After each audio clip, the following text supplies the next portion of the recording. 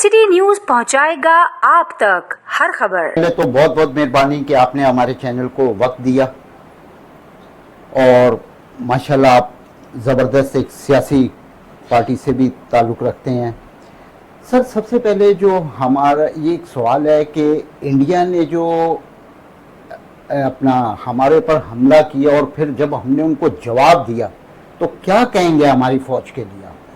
देखिए जी, इंडिया जो है वो 150 करोड़ लोगों पर मुश्तमिल एक बहुत बड़ी रियासत है, कंट्री है, मुल्क है। उनको ये गलतफहमी हो गई थी कि पाकिस्तान बहुत डिफाल्टर हो गया है, बहुत बुरे हालात हैं। यहाँ वो कुछ दहशतगर्दों को पैसे दे के बलूचिस्तान में BLA जैसी तंजीम को उन्होंने खड़ा किया हुआ है, TTP को उन्होंने खड़ा किया हुआ है। अफगानिस्तान से वो हमारे खिलाफ साजिशें कर रहे हैं, ईरान से वो हमारे खिलाफ साजिशें कर रहे हैं। तो वो समझ बैठे थे कि पाकिस्तान जो है वो बहुत ही ज्यादा कोई कमजोर मुल्क है। उन्हें ये नहीं पता था कि पाकिस्तान एटमी ताकत है। जुल्फकार अली भुट्टो शहीद ने जो इस कौम के ऊपर, पाकिस्तान के ऊपर 1971 की वार हारने के बाद जो एहसान किया था उन्होंने भुट्टो साहब ने अपनी ये कहा था भुट्टो साहब ने कि हम घास खाएंगे, हम भूखे रह लेंगे, हम हर तरह के हालात का मुकाबला करेंगे, लेकिन अपने मुल्क को जो है एटमी ताकत बनाएंगे।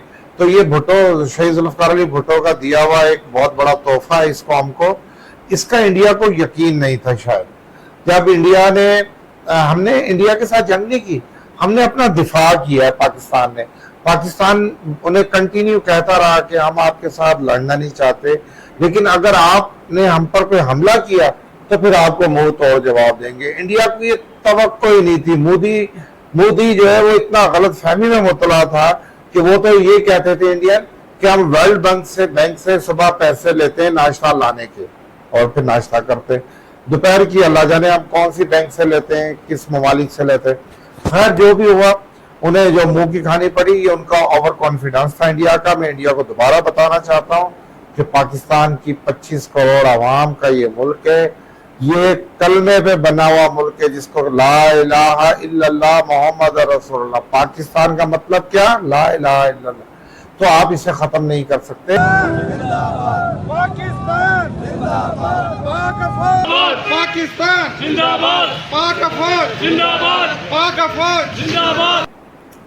जनरल आसिम मुनीर साहब ने जो क़यादत की इस फौज की, इस पाकिस्तान की, जो उन्होंने रिजल्ट दिया, मैं सलूट पेश करता हूं। और फिर पाकिस्तान की आवाम ने, पाकिस्तान के दोनों ऐवानों ने, चारों सूबाई असम्बलियों ने, सेनेट ने, कौमी असम्बली ने, प्राइम मिनिस्टर ने, पाकिस्तान पीपल्स पार्टी के चेयरमैन बिलावल भुट्टो ने, इस मुल्क के प्रेसिडेंट आसिफ अली जरदारी ने, फिर जो उन्हें फील्ड मार्शल बनाया है, मैं उन्हें दिल की अता गहराइयों से मुबारकबाद देता हूं और अपनी फौज को ये यकीन दहानी करवाता हूं कि पाकिस्तान पीपल्स पार्टी का एक कारकुन जियाला, पाकिस्तान की आवाम आपके साथ खड़ी है, आपके शाना बशाना खड़ी है। इंशाअल्लाह अगर इंडिया ने दोबारा कोई इस किस्म की हरकत की तो आवाम आपके साथ नहीं बल्कि आपसे आगे खड़ी होगी इंशाअल्लाह इंडिया का मुकाबला करने।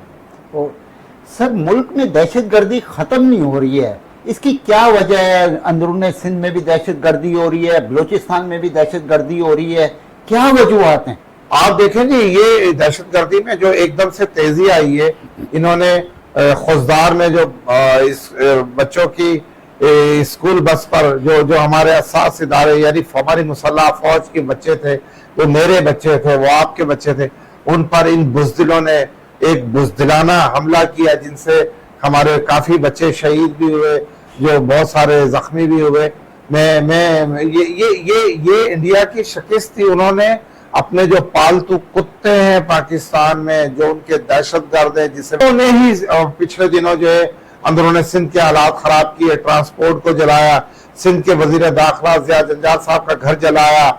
ये सिंध को और बलूचिस्तान को ये वहाँ के हालात खराब करके वहां से पैसे लेते हैं। ये कौम परस्त नहीं है, ये मतलब परस्त है।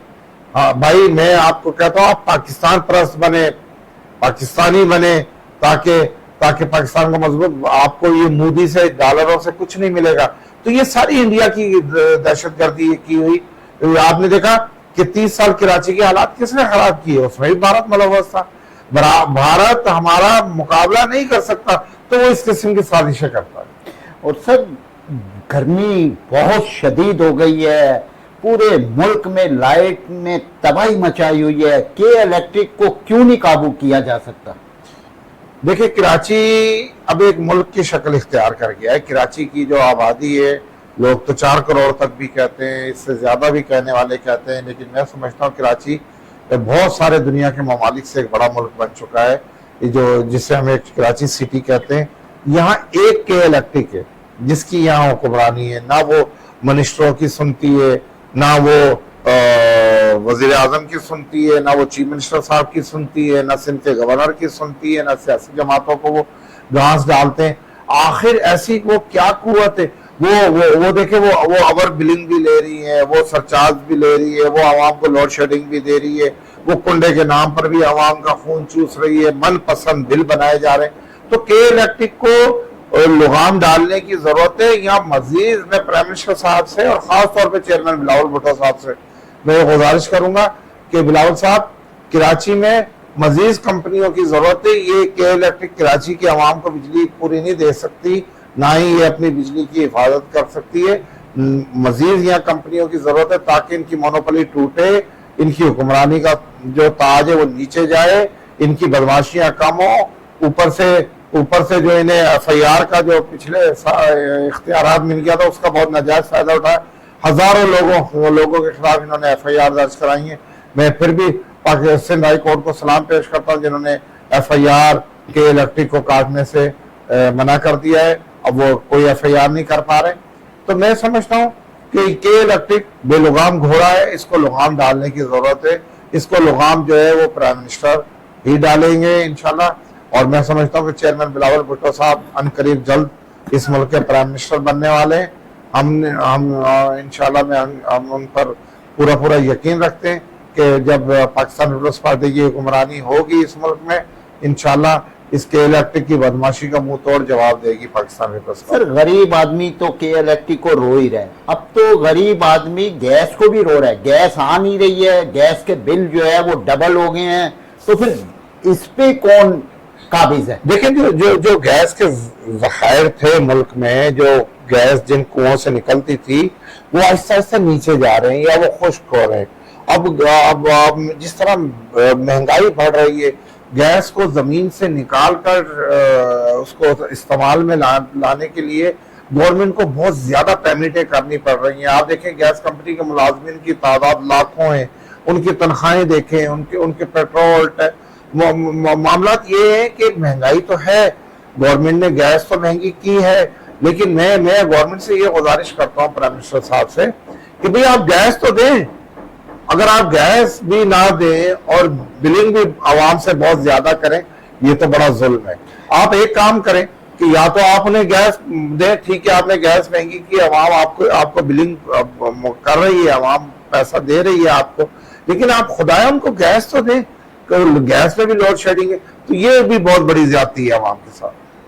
سر ماشاءاللہ آپ ایک بہت مضبوط پارٹی سے تعلق رکھتے ہو, پیپلز پارٹی سے, لیکن پیپلز پارٹی بھی سر اپنے سندھ کے عوام کو کوئی ڈیلیور نہیں کر پا رہی. کیا وجوہات ہیں؟ دیکھیں الحمدللہ یہ کہنا کہ پاکستان پیپلز پارٹی ڈیلیور نہیں کر رہی, میں آپ سے بھی سوال کرتا ہوں, آپ کے چینل سے بھی سوال کرتا ہوں, مجھے بتا دیں کہ سندھ میں ہونے والی ترقیاتی جو بھی ترقی ہوئی ہے سندھ میں, جو ایئرپورٹ بنے, جو سندھ میں پانی کا نظام بہتر ہوا ہے, جو سڑکیں بنی ہیں, جو ٹرانسپورٹ کا نظام بہتر ہو رہا ہے, جو ہیلتھ کا نظام ہمارا ایسا ہے کہ پورے چاروں صوبوں سے لوگ آتے ہیں کہ سندھ میں علاج کروانے کے لیے.